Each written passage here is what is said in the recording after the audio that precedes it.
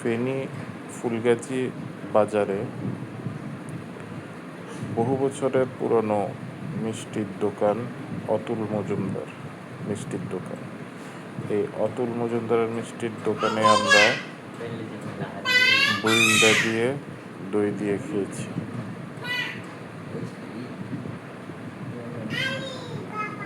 আমরা বন্ধুরা মিলে বুরিন্দা দিয়ে দই দিয়ে খেয়েছি। এই যে বুরিন্দার সাথে দই দেওয়া হচ্ছে। বাঙালির সাথে দই ওতপ্রোতভাবে জড়িত।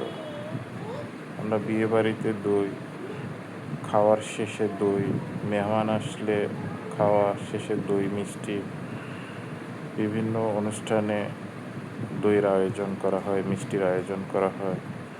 দই দিয়ে আমি খেয়েছি, দই দিয়ে চিড়া দিয়ে, দই দিয়ে মুড়ি দিয়ে, কিন্তু এই প্রথম দই দিয়ে বুরিন্দা দিয়ে খেয়েছি। খুবই মজাদার একটা খাবার। আপনারাও একবার খেতে পারেন, ভালো লাগবে।